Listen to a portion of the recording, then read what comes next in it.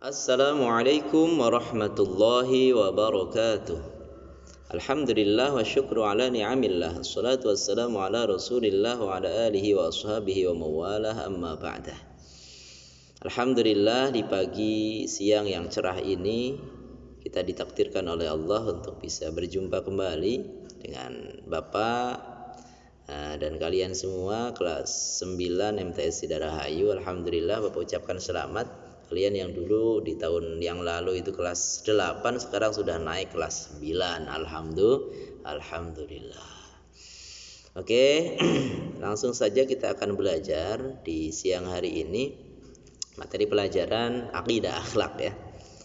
Akidah akhlak. Tolong disiapkan terlebih dahulu LKS-nya bagi yang sudah punya. Perlengkapannya disiapkan, alat tulisnya, LKS-nya dipegang, belajar bersama. Oke, mari untuk mengawali pelajaran hari ini kita buka dengan berdoa mohon pada Allah Subhanahu wa taala, mudah-mudahan Allah senantiasa membuka pintu hati, akal dan pikiran kita sehingga kita bisa menerima ilmu-ilmu dari Allah Subhanahu wa taala.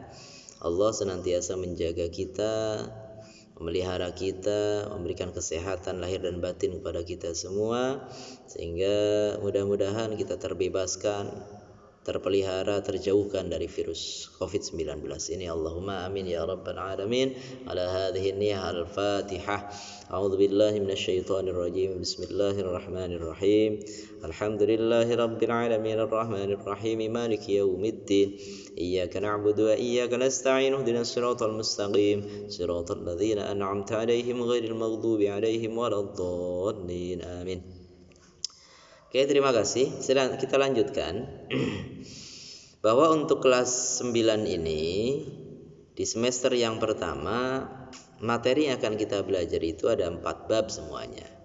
Yakni bab yang pertama tentang iman kepada hari akhir, bab yang kedua akhlak terpuji kepada diri sendiri, bab yang ketiga adab kepada saudara, teman dan tetangga, dan bab yang terakhir kisah keteladanan sahabat Umar bin Khattab dan Sayyidah Aisyah radhiyallahu anha. Oke, kalau sudah siap, mari kita langsung ke materi bab yang pertama, yakni iman kepada hari akhir. Coba, masih ada yang ingat nggak? Rukun iman ada berapa? Berapa? Oh iya, ada 6. Rukun iman yang pertama iman kepada Allah. Yang kedua iman kepada malaikat. Yang ketiga iman kepada kitab. 4 iman kepada Rasul. 5 iman kepada hari akhir. Dan yang terakhir iman kepada qada dan qadar.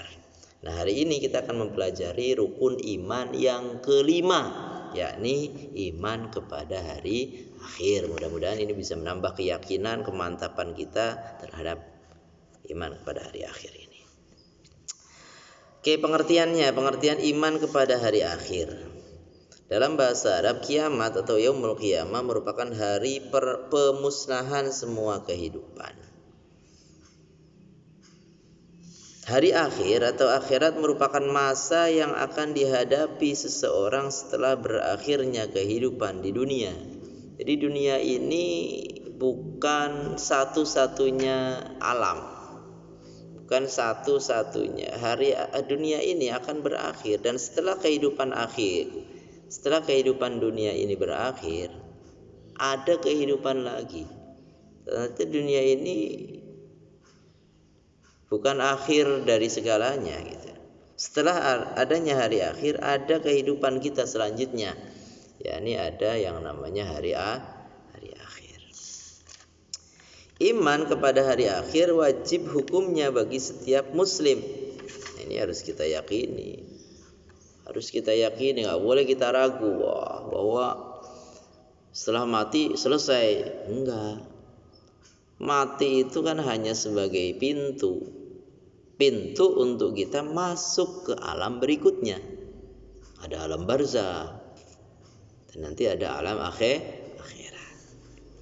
Kiamat itu ada dua jenis, yakni satu kiamat sughra, yakni kiamat yang kecil, Contohnya apa? Contohnya itu meninggalnya seseorang. Termasuk kita, kullu nafsin dha'iqatul maut, setiap yang bernyawa pasti akan mati.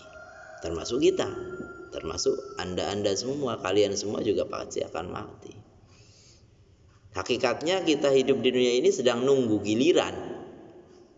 Kapan kita akan dipanggil oleh Allah? Kapanpun kita dipanggil oleh Allah, ya harus siap. Apa yang harus kita siapkan? Amal perbuatan tentunya. Terus yang kedua, contoh kiamat sughra itu bencana alam, banjir, gunung meletus, gempa bumi, tanah longsor, kekeringan, gelombang panas, badai tropis, dan lain sebagainya, tsunami. Itu contoh-contoh bencana alam. Itu termasuk kiamat sughra. Kemudian kiamat yang kedua ada yang namanya kiamat kubro, kiamat yang besar. Kubro ya, kiamat kubro. Yaitu hancurnya seluruh alam semesta dengan segala isinya, yang dimulai dengan tiupan pertama sangkakala malaikat Israfil. Dunia ini pasti akan hancur. Pasti itu. Dari semua keilmuan, entah itu astronomi, geologi, ilmu alam, dan semuanya, itu semuanya mengarah bahwa dunia ini, bumi yang kita hidup di dalamnya, ini pasti akan hancur suatu saat. Nah, hancurnya alam semesta inilah yang namanya kiamat kubra. Yas'alunaka 'anis sa'ati ayyana mursaha qul innama 'ilmuha 'inda rabbi. Kapan itu kiamat? Ada yang bertanya demikian. Katakanlah Muhammad, innama 'ilmuha 'inda rabbi. Yang tahu hanya Allah. Jadi tentang kapan terjadinya kiamat, kita enggak usah ngira-ngira, enggak usah memprediksi. Yang tahu hanya Allah. Dah itu aja. Yang penting kita harus yakin, seyakin-yakinnya dalam diri kita bahwa kiamat pasti akan terjadi. Oke, selanjutnya nama lain hari kiamat. Ini sangat banyak. Sangat banyak.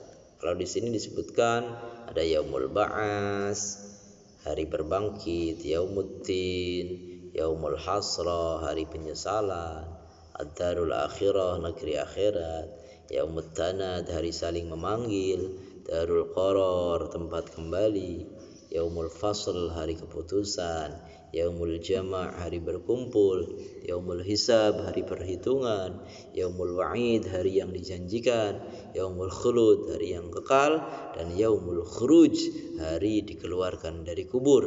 Ini hanya sekedar contoh-contoh. Selain ini masih banyak nama-nama lain hari akhir.